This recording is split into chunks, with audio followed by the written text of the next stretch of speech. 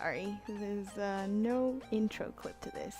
I'm very good at making those, and I kind of just wanted to get this video done. I've been working on it for about 3 weeks-ish. This video and this painting have taken a lot longer than I thought they were going to do. I'm still learning video editing.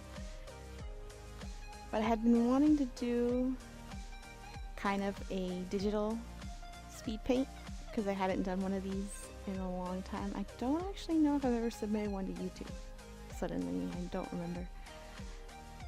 I will have to check that later. But I can record fairly easily what's on my desktop. I just usually don't end up posting it because it feels really weird to zoom my footage so quickly, because I spend a lot more time noodling about when it's digital. Usually because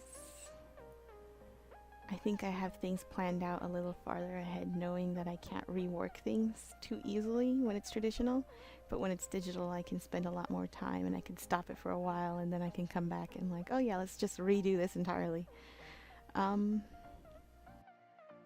So that's kind of why this took a little while, because I spent about 3 weeks doing the painting itself, and then after I would usually edit down the footage so that it wouldn't be ridiculously long. This is more than 8 times speed. I don't know exactly at what speed because I did like I did it at a strange percentage, and I can't remember what it was, so this is at least 8 times speed. It's very quick. What I decided to do, because I felt I hadn't done a large painting in digital in a while, and I didn't want to get rusty at it, I decided that, you know, let's do that. And I have been sketching Patience a lot lately, my D&D character, so I decided to kind of do one of her. And at the same time, like, I noodled about with it a lot because I was kind of redesigning her outfit a little. For Christmas, one of the other players got everybody a figure of their character, and they got the DM like a monster that he had made us fight. But I painted my figure, but the figure doesn't look exactly like Patience because of course it's of the generic kind of tiefling clerics. So I wanted to redo Patience's outfit so that she looked a little more like the tiefling in the figure. It's not her whole body. You can't see the neat skirt tunic thing she's got going on. But I just did the top half because otherwise it probably would have taken me much longer. But it was fun to redo her shirt and like do this little cute capelet with the little caplet with the fur. It was definitely an experiment. Like, I did a lot of things I don't typically do when I'm doing my digital paintings. Like this thing that I'm doing now. I'm just staring at it. I'm like, oh, this took so long, and it wasn't worth it in all the places. It was worth it in certain places. I liked the pencil-y effect that it left the resulting work, but it didn't show up everywhere. Like, that pencil effect was completely lost in places like her hair, and I spent a lot of time doing that on her hair. Like, it kind of shows on the skin. Like, you're gonna see now that I'm gonna put down just solid flats. It kind of looks okay when it's solid flats, but in the end, the solid flats didn't have enough life to them that I went back and did like my normal kind of painting. So what I do is usually I put all the colors on a bunch of different layers. Like, the skin is on its own layer, and then otherwise some spaces that don't take up a lot of, some colors that don't take up a lot of space, some of them will be on the same layer, but it will only be on the same layer if those colors areas aren't touching one another. So like I think you might be able to kind of see some of the layers that I'm setting down over to the right. Like the skin is all on one layer, and the shirt was all on one layer, but it was also on the same layer as her hair because those two things didn't touch one another. So if when I lock later, maybe you won't be able to see, but I lock the opacity of the layer so that when I paint in shading, I can paint it on that same color layer without worrying about it like accidentally getting into other colors. It'll only, like if the blue is like, when I lock the blue layer, when I just go in when paint like shading into it, it won't bleed over into the gold accents because they're on a separate layer. But that's like pretty typical art stuff. So that was like my normal thing I did. That's why this was just a big old experiment, and it took a lot longer than I normally would have liked something to take, mostly because I did a bunch of things that didn't need to be done.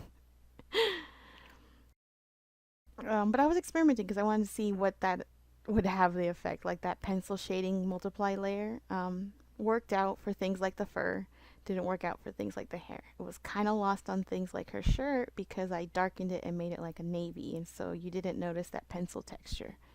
But otherwise it looked pretty cool in other places, like on her horns, the striations, added actual kind of striation texture. In the end though, I feel like I didn't do it strongly enough for it to really come off right. So I think next time I would actually do that later, like after I had done the color flats and after I had done some of the painting, like the actual layer painting, which I think I'm going to start here in a sec. Because once I finish color flats, I tweak the colors, especially once I put the background, because she paled once I put the background, so I like darkened her skin. I adjusted the color of her shirt and like everything. I adjusted the mess with the color. So now I'm going to actually go in and do my like painterly shading.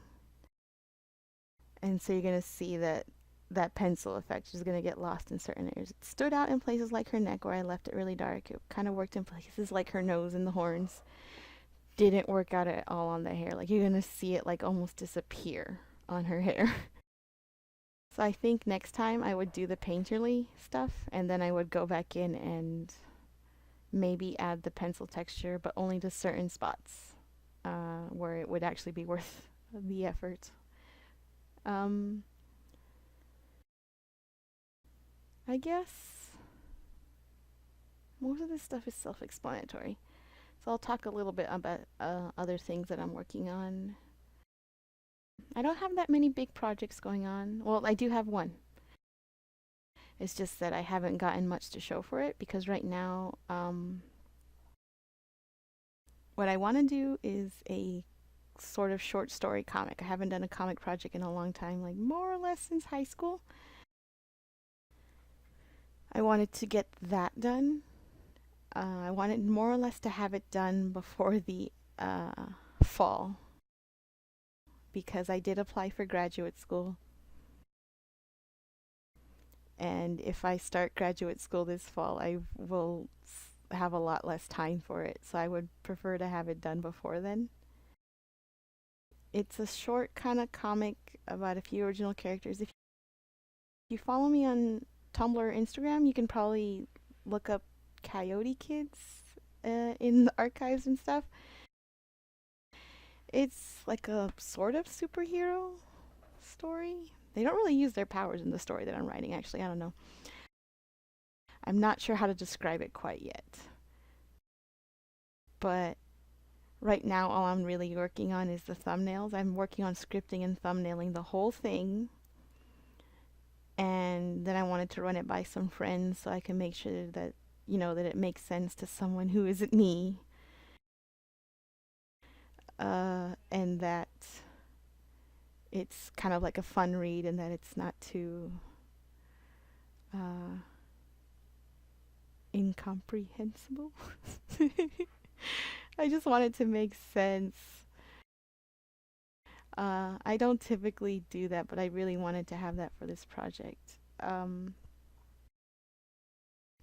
I feel like I can do it by the end of summer, but my goal is to have the thumbnails done by the end of this month. And I feel like I've only gotten half of them done, but thumbnails I can normally do really quickly. I just keep getting stuck on the actual writing part. Because I want a certain set of things to happen, I just don't know exactly how I want them to happen yet. Like, I gotta kick myself into gear. I think aside from that, what big projects I'm working on? Nothing particularly big. That's the biggest thing I'm working on. The next thing you can maybe expect to see is hopefully a video of me watercoloring some kittens or cats or kitty cats. Because like last year I did a bunch of watercolor paintings of kitty cats that I thought came out really well, and I'm like, you know what, I'd like to have these as stickers. So I want to paint them, scan them, and make them into stickers and all that fun stuff. Ooh, I liked this effect that I went with the fur, but I need to refine it for sure. Like, I took a long time on it, and I didn't feel like it stood out the way I wanted it to. But I like that I made an effort to do something and to get it to look like this fur had a texture. I didn't like see what I did right there. I wanted to make the part on her shoulder look darker, so I just kind of like came in with the airbrush of the same color, but that kind of made the texture fade. I didn't like that. Should have done that on multiplier. Sorry. I'm realizing these things now, like as I'm looking at it again. So there are things I would do different, which is actually a nice thing for recording these. I might do this more often if I feel like I learn a lot from it. Because I like where this photo is, this picture is now. But in watching this, I'm seeing all these things that I'd love to tweak on it. I don't know if I want to go back to this exact thing and redo it because I don't want to spend too much longer on it. But there are definitely things I would do different next time. So it's a learning experience, and this helps. What was I talking about? Oh yeah, the kitty stickers. So I want to do some... I'm just floating off from topic to topic. But those kitty stickers, I want to make some kitty stickers. Just as a small little project. I was planning to send them to friends and family, and I for sure want one of these to be of my actual cat because she is so cute, and I want her on my sketchbook, and I want to send her to my mom because my mom loves our cat. Let's see. I think aside from that, what next do I have planned? I don't have too much planned after that. Oh, I'm making a collab video with Kyri. 01. I don't know if that's her YouTube username. I know that's her username on other social media. But I'll put her links in the description actually, so check her out. She has a lot more going on than I do. And she's way more consistent about loading up videos and comic pages and stuff. She has an actual web comic going on, and it's adorable. Check it out.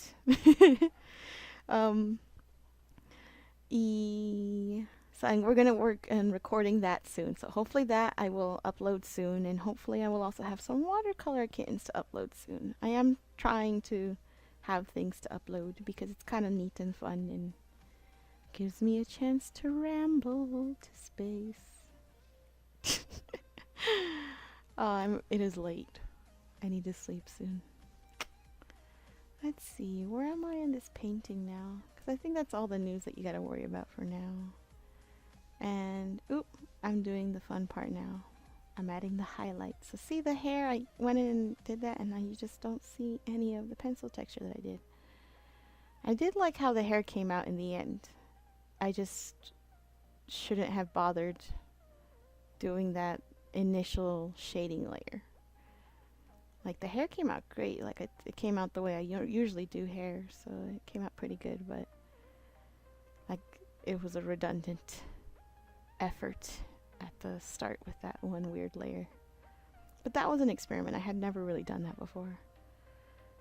I also really like how I did the gold and how I did the fur texture. I feel like I could do the fur texture better now that in retrospect, but I did like how it came out. I like how I shaded her shirt out. I feel like that came out pretty well too. I think the things that I want to work on for the next digital piece I do is getting a little more dangerous with my shading. Like, I feel like I always do a fairly mute, not too dynamic job on shading. I get kind of nervous with it. So I feel like I need to work on that, to play with some more dynamic and weird shading and stuff. Play with some weird colors when I do that. But I did not do that this time. Oop, this is also one of my favorite parts of digital art, is painting my line art layer. So you lock the opacity of the line art layer, which I think in this case was originally like a gray, and I had put it on multiply when I was painting everything.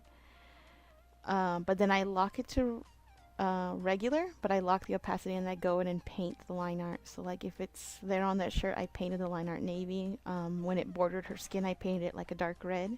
And for the gold, I painted it like a dark orange. And you kind of see the effect it gives you. I feel like it gives you a more lively painting in the end. And it's not too hard to do because when you goof it up, it's not super noticeable. Like you don't have to be super refined with it. It's surprisingly, you can do it in a surprisingly messy manner. And it's very easy to tweak. I think I love that. And here, I think this is where it got the most to, was that necklace, because I had so many colors in there. Yeah, I think overall this was a fun thing. Oh, this part, like it became, you could kind of see that the little collar necklace thing has a hole in it, and that in that hole there's like a little bead thing going on where the beads are suspended. Yeah, I like that. I kind of don't like that it ended up being such a small detail when you zoom out and see the picture as a whole, though. I didn't need to spend that much time on it, maybe.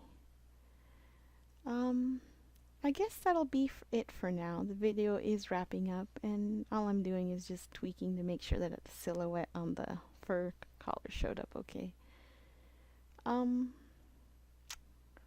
So yeah, ta-ta for now. Leave any comments and stuff in the description if you feel like doing that, and I'll see you in the next video. Hopefully it comes up much sooner. Bye!